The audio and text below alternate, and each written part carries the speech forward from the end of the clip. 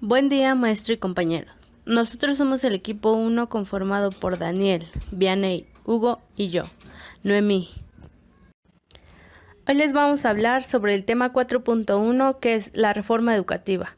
Nuevos programas, métodos, libros de texto gratuitos, educación primaria, secundaria, media superior y superior. Y también el punto 4.1.2, tecnología educativa. El punto 4.1.3, educación abierta y a distancia. Y para finalizar, el punto 4.1.4, nuevas instituciones. UAM, CCH, NPEPS, CONALEP y bachilleratos tecnológicos. A continuación, les voy a hablar del tema 4.1, la reforma educativa de 1973.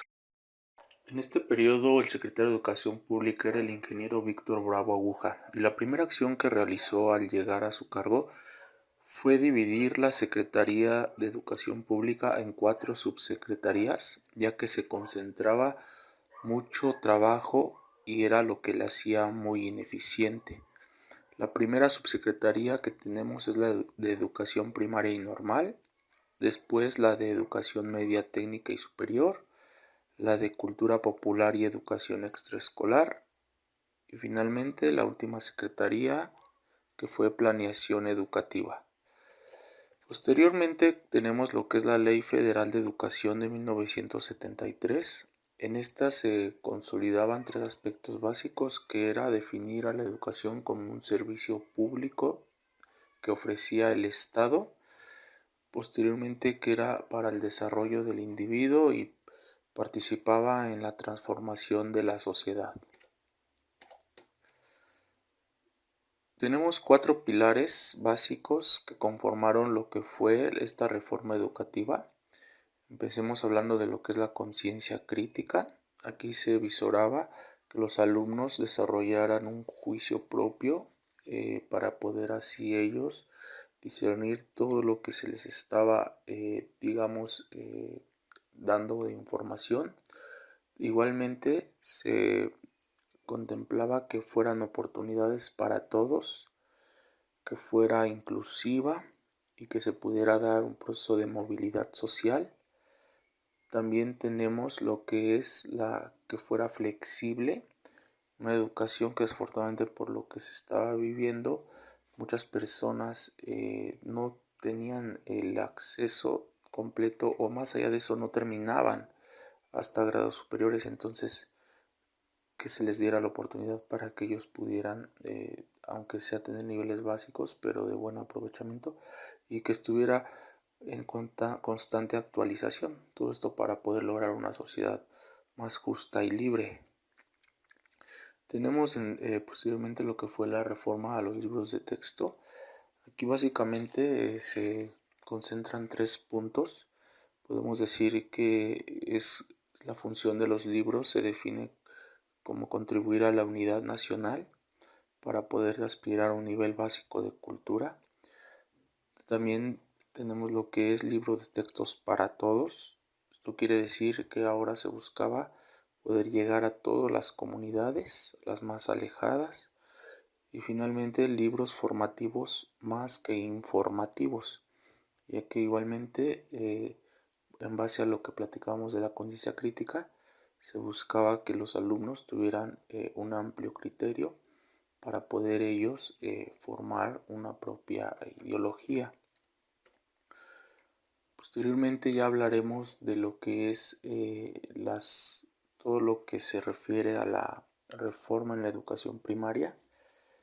Toda esta reforma se basó en 15 principios, pero aquí a grandes rasgos nos centraremos en 5 que son los que, digamos, concentran la mayor riqueza en este nivel para la reforma, y hablaremos en principio de la adaptabilidad, del pensamiento objetivo, de la educación democrática, de que el nivel primaria tuviera conciencia de la situación histórica que se vivía y con un énfasis en el aprendizaje.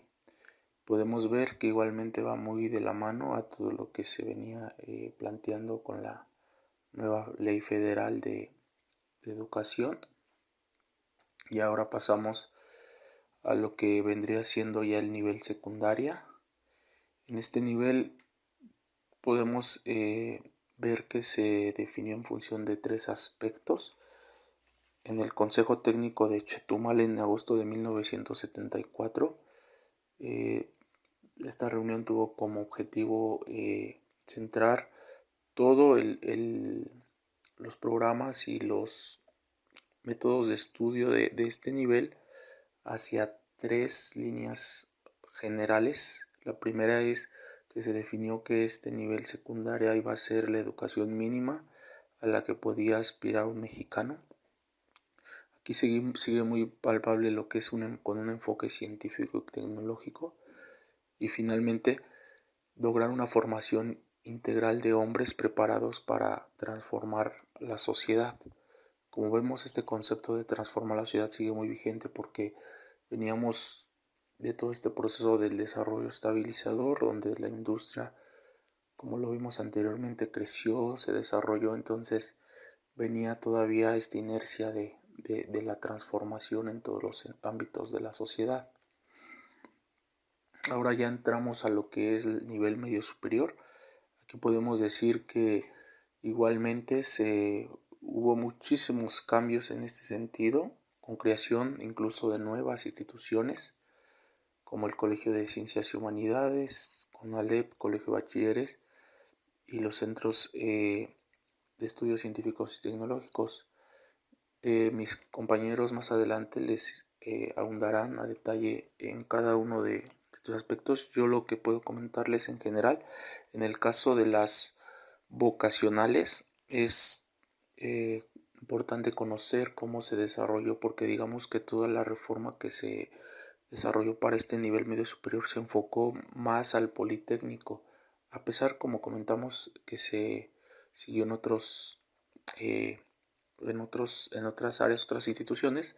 El político pasó un proceso muy curioso en el sentido de que las prevocacionales, que tenían una formación de 2 años, cambiaron posteriormente a lo que fue escuelas tecnológicas, ya con un enfoque a lo que finalmente serían los CECITs, Centros de Estudios Científicos y Tecnológicos, que aquí la ventaja era que a los alumnos se les dotaba de un certificado técnico en especialidad, que les daba derecho a 3 opciones: poder continuar con sus estudios técnicos, poder elegir hacer estudios universitarios o incorporarse ya al campo laboral. Y finalmente en el nivel superior tenemos igualmente mucho dinamismo en este periodo. Los compañeros también abarcarán a detalle algunas situaciones, cómo se fueron creando. Pero lo que podemos decir aquí en este sentido, que en general lo que se buscó con esta reforma al nivel superior fue que los planes de estudio y programas se convirtieran en tipo semestral, con la tendencia a reducir la duración de una carrera profesional a 8 o 9 semestres, la aplicación de un sistema de créditos académicos, diseño de un programa de ciencias básicas. Los 2 o 3 semestres finales correspondían a conocimientos profesionales específicos y también simultáneamente a la formación académica del estudiante, y con base en ella se estableció un programa de adiestramiento y desarrollo de aptitudes para finalmente tener una ampliación de las posibilidades de realizar estudios de posgrado, maestría y doctorado. Podemos decir que con la reestructuración de la Secretaría de Educación Pública y con las reformas en este sexenio, se amplió el sistema de educación tecnológica y se crearon numerosos centros de estudio industriales, agropecuarios y marítimos. Todo esto se vio reflejado en que en 1973 había más de 1.300 instituciones técnicas que atendían a 680,000 estudiantes en todo el país, y en el caso de la UNAM y del Politécnico, entre 1971 y 1976, sus presupuestos se cuadruplicaron para poder satisfacer la demanda que aumentaba vertiginosamente. Mi compañero Daniel y yo les hablaremos sobre las nuevas instituciones: UAM, CCH, NPEPS, CONALEP y bachilleratos tecnológicos. En la reforma del periodo, la definición estratégica contemplaba ampliar la oferta educativa, modificar planes y programas, métodos y técnicas educativas, así como la creación de nuevas instituciones. Las nuevas instituciones debían atender los avances de la revolución científico-técnica, la duración de los programas, la interdisciplinariedad, los programas Ciencia y Sociedad, pero sobre todo los que llevan la educación más allá de la escuela, hablándose de los que llevan la educación a los adultos mayores, a las comunidades dispersas o a los pueblos indígenas. Entre los años 1970 y 1976, la matrícula aumentó gracias a 3 acciones. Incremento en la oferta educativa.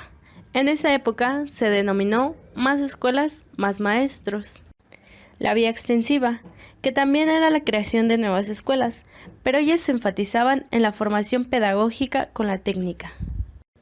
Además, en el caso de la educación secundaria y preparatoria, el crecimiento de las escuelas federales estuvo orientado por las escuelas técnicas y agropecuarias, más escuelas, más maestros, sin duda, pero también nuevas escuelas vinculadas directamente al sector productivo, la educación técnica. Y la vía intensiva combinaba la formación con la capacitación, cualidades buscadas por el sistema educativo, la flexibilidad y la bivalencia. La vía intensiva se enfatizaba más en la formación profesional y en los nuevos programas de educación media superior y superior. Una vía intensiva se decía porque en un mismo ciclo escolar se ampliaban las materias enciclopédicas de la formación preuniversitaria con las de la formación técnico-profesional. De hecho, en las escuelas secundarias generales se ampliaron 5 horas para los talleres técnicos, como corresponde una estrategia de vinculación de la escuela con el aparato productivo, como se nombró el programa respectivo Escuela-Trabajo. Sin embargo, no se trata únicamente de la vinculación escuela-trabajo, sino de un giro estratégico particular del periodo, la descolonización científico-técnica. La matrícula de las universidades estatales aumentó en 57%, la de la UNAM en un 130%, la del IPN en un 65%, y se crearon la Universidad Autónoma Metropolitana, las Escuelas Nacionales de Estudios Profesionales de la UNAM, así como institutos tecnológicos en todo el país. También se reorganizaron escuelas agrícolas como Chapingo y Antonio Narro.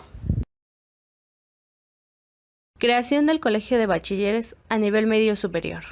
El argumento se encuentra en todos los considerados de los nuevos organismos educativos, como en el decreto por el cual se crea el Colegio de Bachilleres, como organismo descentralizado del Estado, con personalidad jurídica, patrimonio propio y domicilio en la Ciudad de México, publicado el 26 de septiembre de 1973 en el Diario Oficial de la Federación.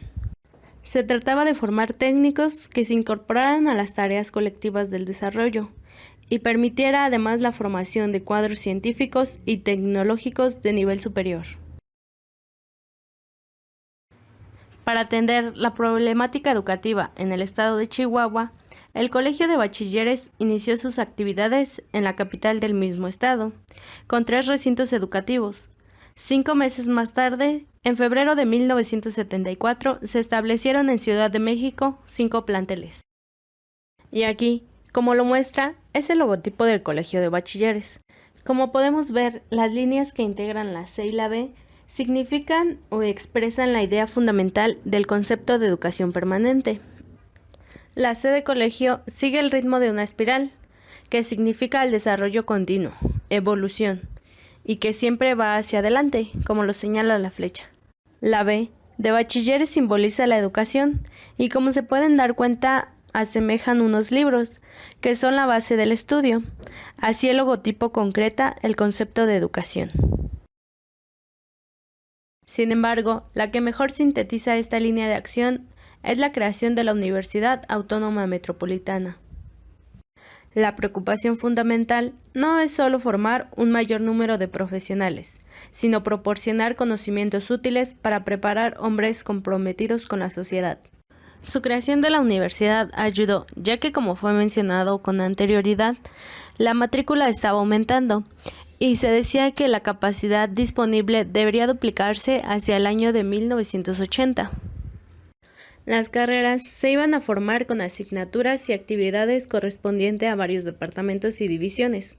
La estructura académica de la universidad favorecía el trabajo interdisciplinario, tanto en la investigación como en la docencia. La UAM empezó a laborar en 1974 en 3 unidades: Azcapotzalco, Iztapalapa y Xochimilco. Cada unidad se organizaba por divisiones multidisciplinarias, como ciencias básicas e ingeniería, ciencias biológicas y de la salud, ciencias sociales y humanidades, y ciencias y artes para el diseño. Y aquí, como lo podemos ver en el logotipo, la primera figura es la representación gráfica del emblema institucional. Retoma la figura que identifica a una pirámide, por ser esta la construcción tradicional y de identidad de las culturas autóctonas. En el segundo emblema, como podemos darnos cuenta, hace la representación que es una institución receptiva, abierta a las nuevas ideas.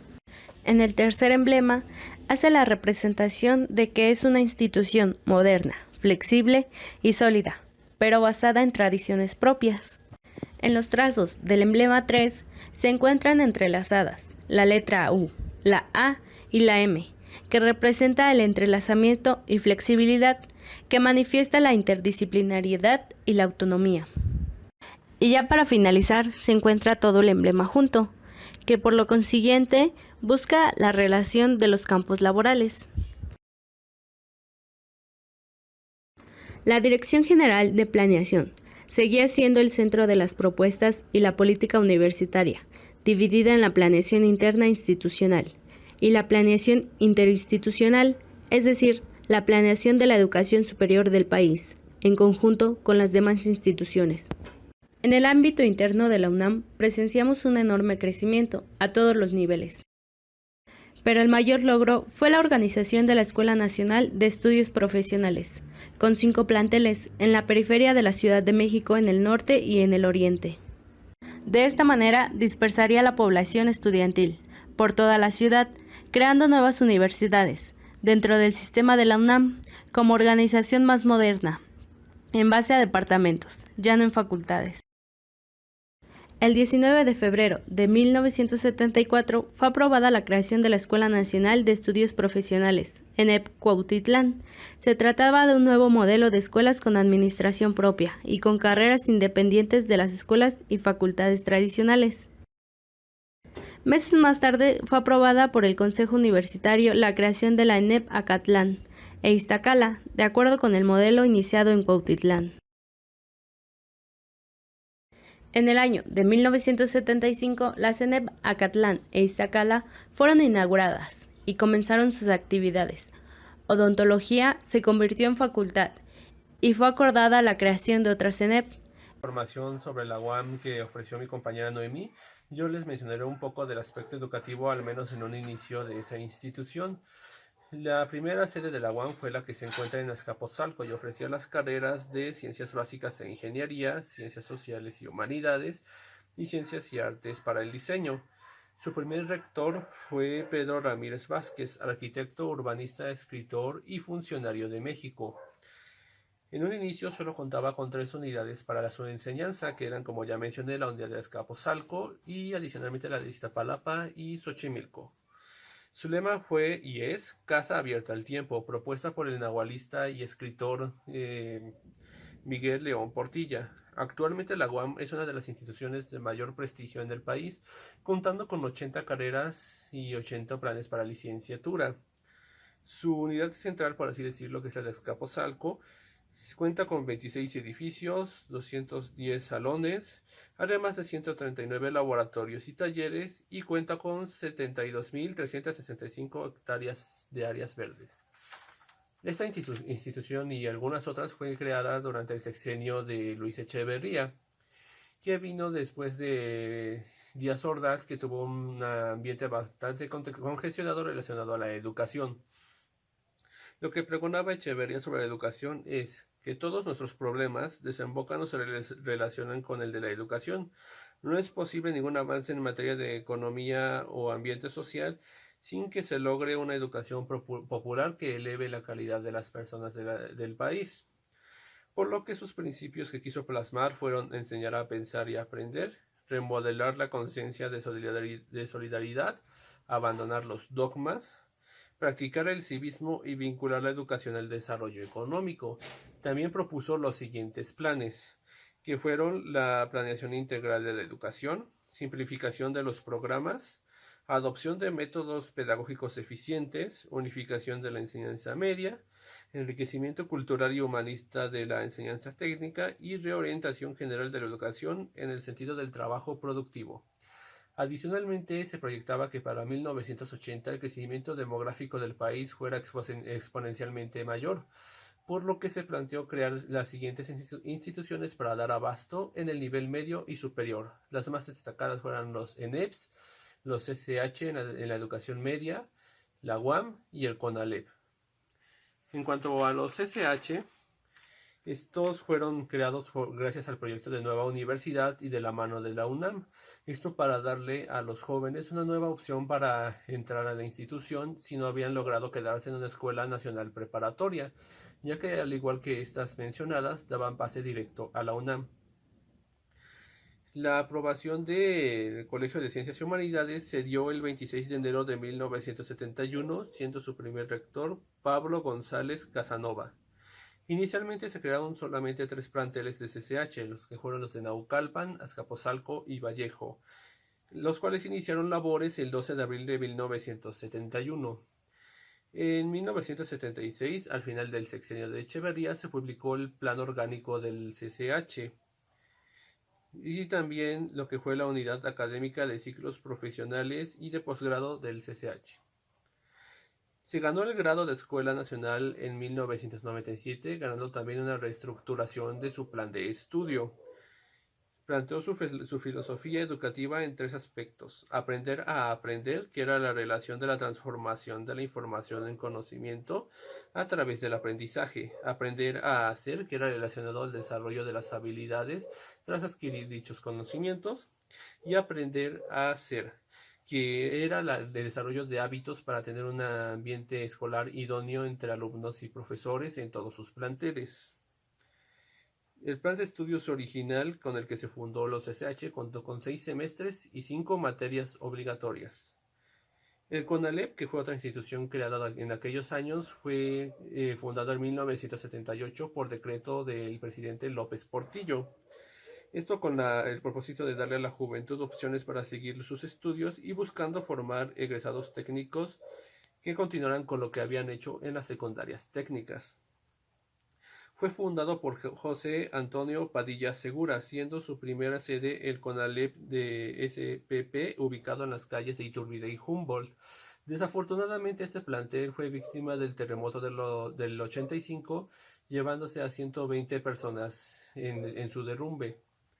En 1994 adoptó el esquema de educación basada en normas de competencia, reformando su modelo educativo, y casi 10 años más tarde, en 2003, vino otra reforma que buscó consolidar su metodología de educación, ahora basada en las competencias contextualizadas. Como se ve, no es cuestionable lo que hizo Echeverría en su sexenio para salir adelante en la cuestión educativa, buscando evitar el desabastecimiento de unidades en el nivel superior y medio superior.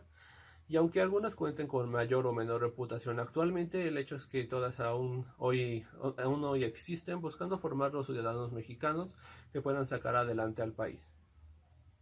Bueno, yo les voy a hablar sobre educación abierta y a distancia, principalmente en el sexenio de Luis Echeverría, 1970-1976. Primero, considero pertinente dar una pequeña introducción acerca de lo que trata esta modalidad educativa. Comencemos por educación abierta.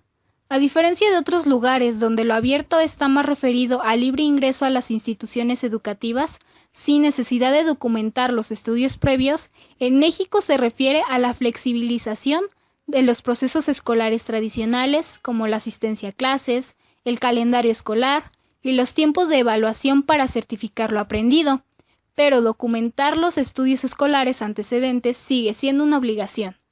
Por consiguiente, la educación a distancia está más referida a las estrategias metodológicas y tecnológicas que posibilitan la entrega de contenidos educativos y la comunicación entre participantes de un proceso educativo que no coinciden en tiempo y en lugar. Aunque parezca paradójico, la principal intención que anima la educación a distancia es que la distancia no exista. Ahora bien, antes de entrar en contexto con el sexenio de Luis Echeverría, retrocedamos unos años para encontrar el punto de origen de esta modalidad. Tuvo su génesis en el año de 1945, con la creación del Instituto Federal de Capacitación del Magisterio, siendo este el primer intento en México y América Latina de educación abierta y a distancia, cuyos objetivos eran dos. El primero, formar y actualizar a los docentes de educación básica, y el segundo, atender las demandas de alfabetización. Todo esto a través de estrategias a distancia para no interrumpir las labores cotidianas. Después, en el año de 1968, se crean los centros de educación de adultos. Estos centros estaban encargados de alfabetizar y ofrecer educación primaria a mayores de 15 años. En este tiempo se inicia con la democratización de la educación. Como ya lo habíamos visto con anterioridad, en el mismo año surge la creación de la telesecundaria. Con estas instituciones se buscaba subsanar la carencia de escuelas y maestros en el ámbito rural a través de la inserción de los medios de comunicación como la televisión y recursos como videos o grabaciones de audio. En el año de 1971, con la creación del Centro para el Estudio de Medios y Procedimientos Avanzados de la Educación, se implementa el primer modelo de un sistema abierto dirigido a los niveles educativos básicos. En el año de 1972, la creación del sistema de universidad abierta por parte de la UNAM es el primer paso que se dio con respecto a la educación superior. Se crearon unidades de educación abierta y a distancia en diversas instituciones de educación superior, tanto públicas como privadas, centrando sus objetivos en ampliar la cobertura, convirtiéndose así en la pionera de esta modalidad educativa a nivel superior. En 1973 da inicio la reforma educativa del sexenio 1970-1976. Se manifiesta en la Ley Federal de Educación la promoción de esta modalidad educativa, atribuyendo la importancia a la educación extraescolar que garantizará flexibilidad curricular y la certificación de conocimientos, propiciando así el autodidactismo. Sin duda fue una condición importante para la aceptación de esta modalidad en nuestro país. Un año después, en 1974, el Instituto Politécnico Nacional puso en marcha su sistema abierto de enseñanza en los niveles medio superior y superior, el cual se ha ido ampliando hasta la fecha. En el mismo año, surgió el Sistema Abierto de Educación Tecnológica Industrial, que funciona por medio del estudio independiente, pero con asesorías presenciales, ya sea individuales o grupales. Antes de finalizar el sexenio, en 1976, se crea el Sistema de Enseñanza Abierta, extensión del Colegio de Bachilleres que daba servicio de consultoría presencial, telefónica o postal. Solo como datos extra, en 1978 se ejecuta la creación del Consejo Coordinador de Sistemas Abiertos. Surge como un primer esfuerzo de coordinación y orientación a la educación abierta y a distancia. Este consejo participó en la conformación del Plan Nacional de Educación Superior de 1978, en el cual se integró un programa especialmente dedicado a la educación a distancia, titulado Desarrollo de Alternativas Adicionales. En él se considera la educación abierta y a distancia como una alternativa para la educación no escolarizada. Por consiguiente, y para finalizar, en 1979, la Universidad Pedagógica Nacional, apenas a un año de su fundación, creó su sistema de educación abierta y a distancia, siendo un modelo de formación y actualización de profesores en servicio de cobertura nacional que inició su trabajo con la licenciatura de Educación Básica.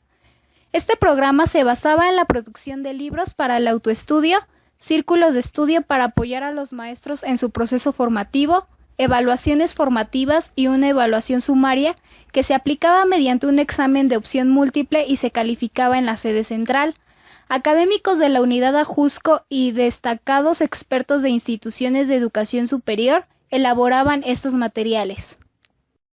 Es aquí donde la educación abierta y a distancia empezó a adquirir un papel determinante para el futuro de los jóvenes en México, pues representó y sigue representando una opción para aquellos que no cuentan con los recursos para cubrir con los gastos que implica asistir a una escuela, pero que pueden realizar sus estudios de manera remota, ya que es mayor la posibilidad de aumentar la matrícula para alumnos a distancia que la matrícula para el sistema convencional. La situación actual del país refleja la falta de educación a la que los jóvenes mexicanos están expuestos al no contar con las oportunidades ni las herramientas para acceder a ella, por lo que la educación a distancia representa una excelente opción formativa para mejorar la situación de miles de jóvenes con deseos de continuar con sus estudios. Finalmente, podría concluir que este tipo de educación posibilita que el estudiante sea sujeto activo de su propia formación, ligando el aprendizaje a su experiencia sin necesidad de alejarse de su medio natural y cultural.